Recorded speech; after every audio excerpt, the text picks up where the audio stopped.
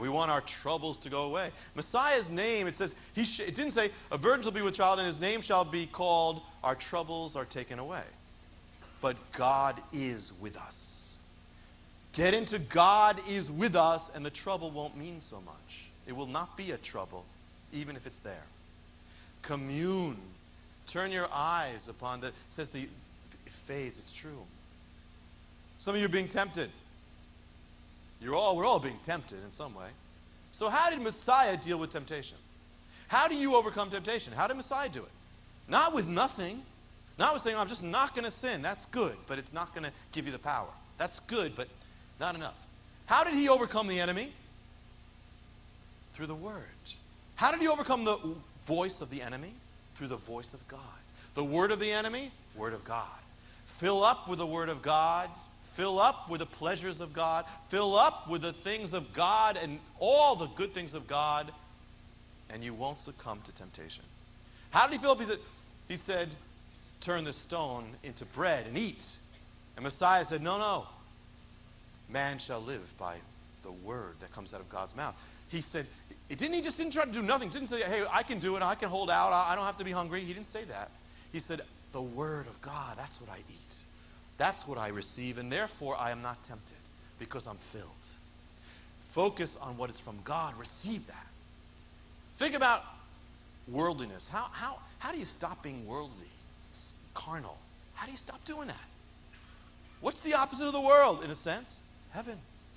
You get into the heavenly. That's how. Not by saying, okay, I'm not going to smoke, I'm not going to drink, I'm not going to wear makeup, I'm not going to whatever it is, I'm not going to go to the movies, I'm not going to do this, I'm not going to.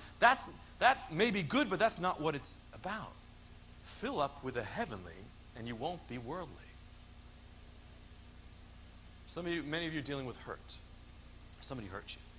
Or somebody didn't give you what you thought you should have gotten. And you're trying not to think about it, but it's easy to dwell on it. This is a movie I saw growing up about these American tourists in Europe. And one of the moments is the American guy, middle-aged guy with his wife, is there in Europe, and there's a place where the guy was in the war.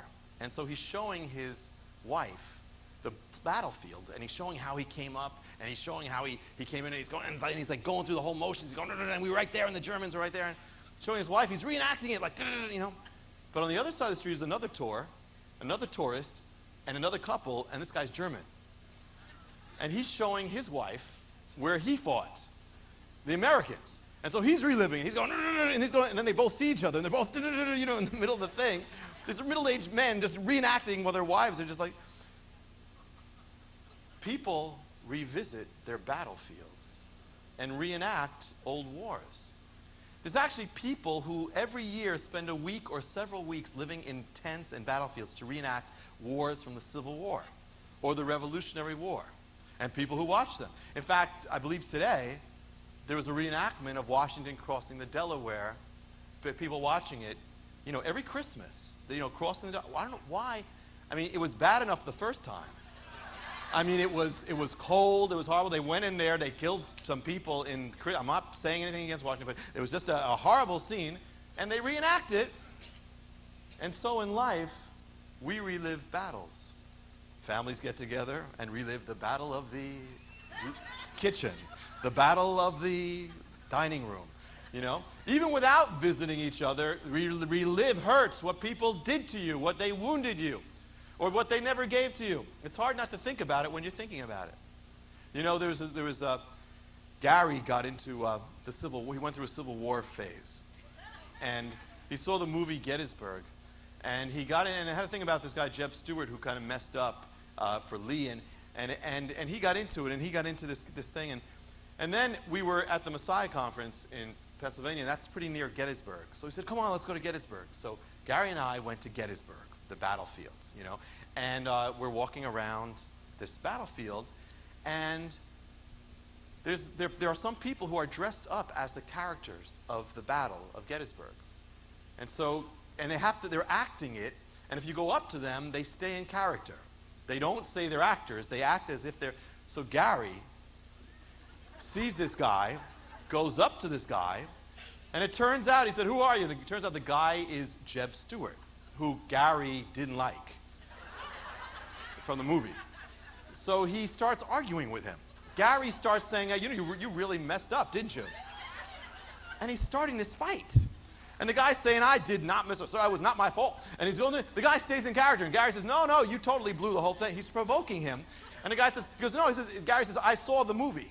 And you messed up. And the guy says, I'm sorry about that unfortunate movie, sir. I'm thinking, he's from the Civil War, but he's talking about the movie. And they go through this whole thing, and finally say, Gary, get out of here. We got to get out before we get in trouble here on this park. Because he got into this fight with a guy who didn't even exist. That's how Gary is. The guy didn't even exist. And the guy even wasn't himself, and he's arguing. And sometimes we just relive this old hurt. We're arguing with something that's dead. How do you get over that wound? You're not going to be able to take it out by just trying to remove it. You identify the wound. What is the opposite? Is the healing of God and the presence of God. When you're dwelling on what people, you can try to get over it, and then you think about how they hurt you again. Forget about it. Replace that with the good from God. And any good that God blessed you through their life, thank God for it. Thank God for the blessings, for the kindness, for the love, for whatever they did for you. Because any good thing is from God if it's good. And thank God and practice filling up that cup. Love keeps no record of wrong, but it does keep a good record of good. Start dwelling on the habit of thinking of the good, writing down a record, keep a list of good, and you won't have the bitterness. Force yourself to do what is godly. What if the person is so miserable I can't find any good in this person? You don't have to. God has been good, and that's enough, because what are you looking for anyway? What are you looking for from people? What are you expecting from you? We have expectations from people. What can they give you but God?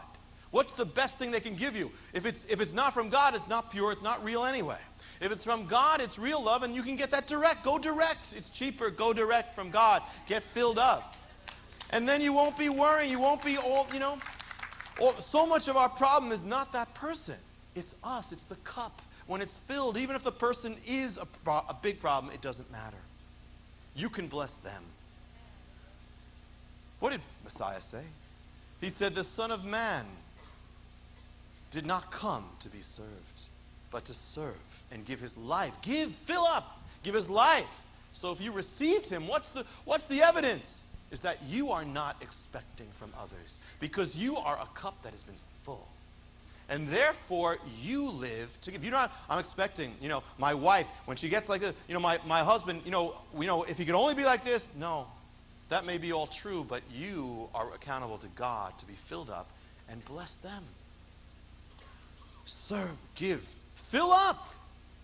How do you get rid of sin? What's the opposite of sin? Good, love, God.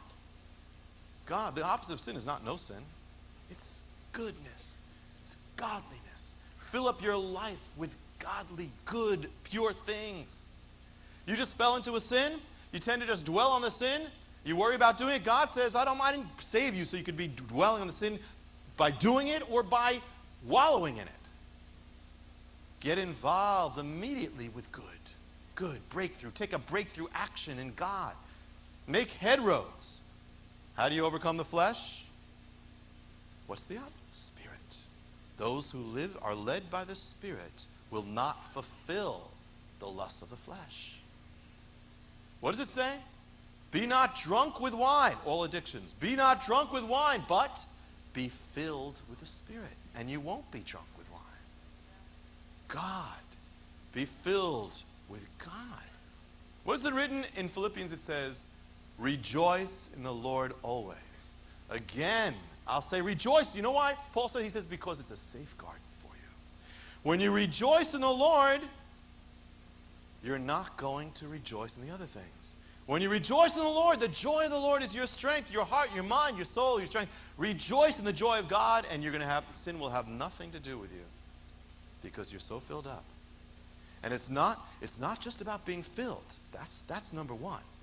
But number two is we're to be filled with the presence of what Bethlehem is, so we can be a blessing. So we can be finished with our needs and ourselves, so we can live here, be a blessing. You know what? You're happier when you're finished with your needs. You're actually happier. You're more joyous when you're finished worrying about your happiness. And how can I bless others from God and receive from him. Immanuel, the Immanuel solution. Immanuel, God is with us. They used to have an anti-drug commercial on television. They hold up an egg and they say, this is your brain. They hold up a frying pan and they crack the egg and fry it on the pan, and the egg would sizzle and fry, and the voice would say, this is your brain on drugs. And they would say something like, get the point? This is your brain on drugs, get the point, just say no. The message was brought to you by the Ad Council Partnership for Drug-Free America. It was a real basic but powerful, simple message. It said, just say no, we have something better. With that in mind, I'll conclude so you'll remember. This is your life. This is your life on God. And this is your life when it's really on God.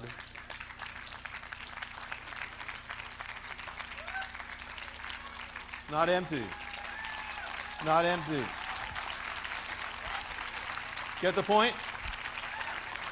This message was brought to you by the Heavenly Council and the Partnership for a Sin-Free You. Immanuel, God is with us. Just say yes to the answer. Just say yes to what is good. Say yes to love. Say yes to God. Say yes to life. To life. L'chaim.